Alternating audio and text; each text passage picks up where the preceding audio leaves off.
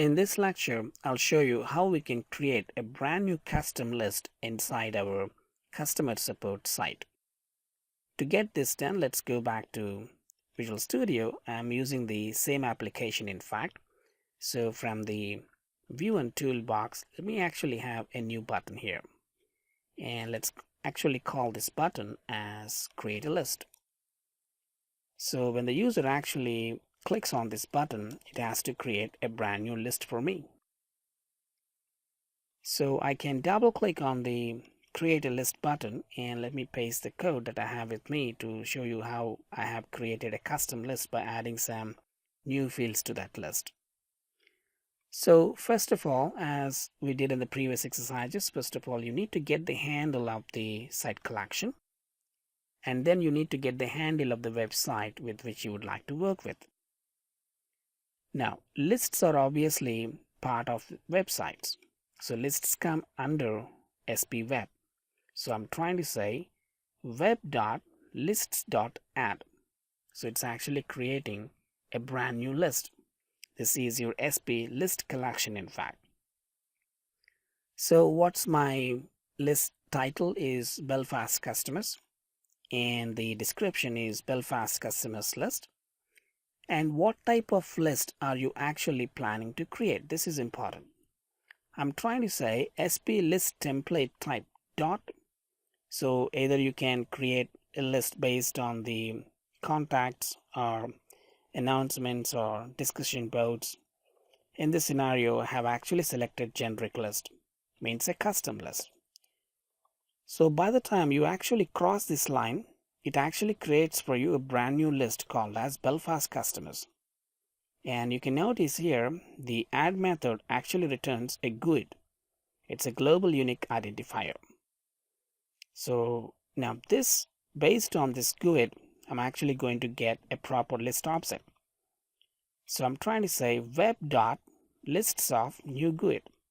So now based on this GUID, we're now getting a proper list object. So by default, because it's a custom list, it will only have one column in it. That's called as title. So at this stage, we're now ready with the Belfast Customers list because it's based on generic list. It just has title, nothing else. Now I would like to add few extra columns to this list. So I can do that by saying list.fields. Fields is here SP field collection. List.fields.add. What's the field name you would like to have as first name? And what should be the data type of this field? I'm actually going to make this as text. And would you like to make this field a mandatory? So if I say that as true, it becomes a mandatory column. And then I'm trying to add last name with the data type of text as mandatory. And then country, data type as text, and it's again mandatory. So by the time you cross these three lines, it actually creates for us three different new columns into our Belfast Customers list. Also, let me press Ctrl dot because I'm actually using string collection here. So it has just added for me system.collections.specialized using directive. Let me show you why I have taken that. So basically I'm creating an object of my string collection class called as viewFields, and I'm adding the three columns which I have just created to this viewFields string collection because I'm actually going to create a view based on these three columns. Also I have a string object here as query, and I'm using some camel here, camel scripting, which is called as collaborative application markup language. So I'm trying to say where equals to field ref name is country, which is this column here. Value type is text, means the data type of country is text and its value is USI. And we are closing the value tag here, we're closing the equals tag, and also we're closing the where tag here. So why I have taken this part of the code is because of the creation of a new view in fact. So how do you create a new view? I can say list dot views is your SP view collection. List.views.add. What's the view name? Let's say I call this as USA view. And what fields this USA view should have, which is the view fields. And the view fields is actually having these three columns. And what records needs to be shown inside this view, that is based on this query. So the query is what, wherever the country of the customer is USA, only those records needs to be shown in the view of USA.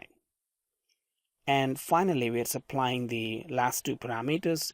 So how many records would you like to see per page? I say 10. And also we're trying to say, would you like to have paging or not? So finally, once everything is done, it has to tell me it's done, means you will now be ready with a brand new list called as Belfast customers, and that should be having 4 different columns and also a view. So let's actually put a breakpoint here and try to run our code.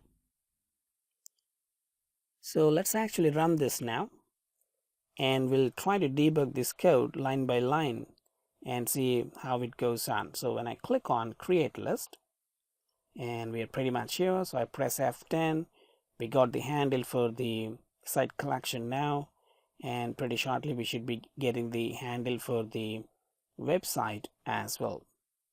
And as we know, our website is customer support. So let's press F10 to get the handle for the website as well. So now I press F10 again.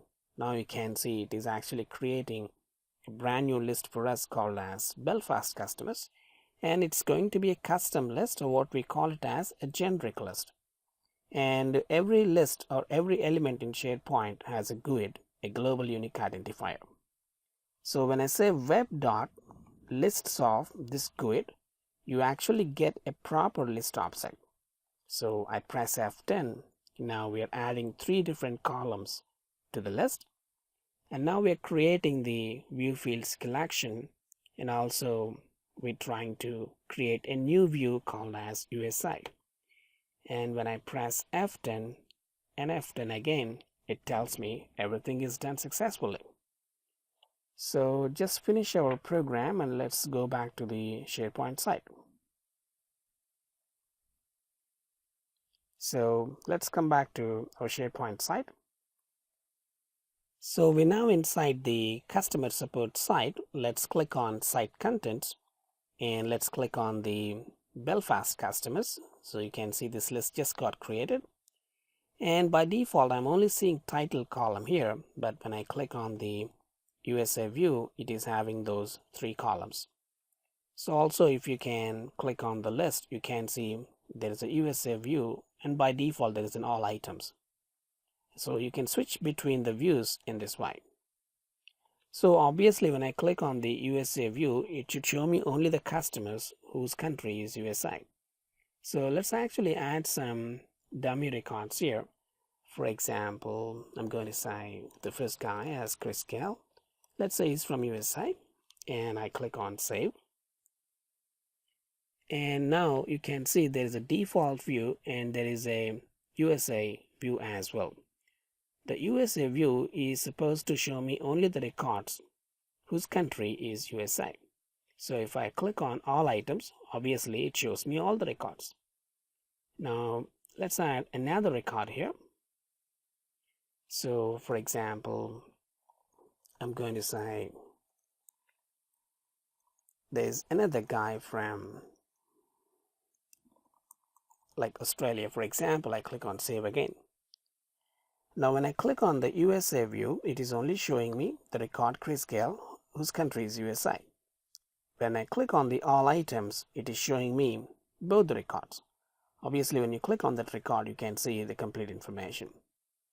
And why do you think I'm not able to see those other 3 columns in the default view? Because they were not added. If you wish, you can actually modify this view. So you can actually select the first name, last name and country to be part of the default view itself, so that you'll be able to see those extra 3 columns as well in addition to the title.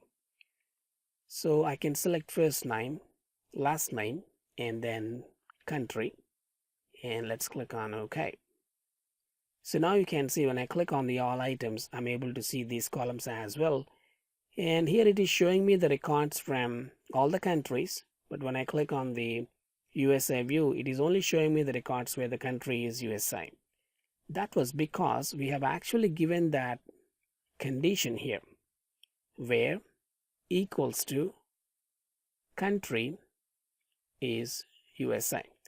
So that's how in this demonstration I've shown you how to create a brand new custom list through code, how to add some extra fields to that list, and how we can also create a view and attach that to the list.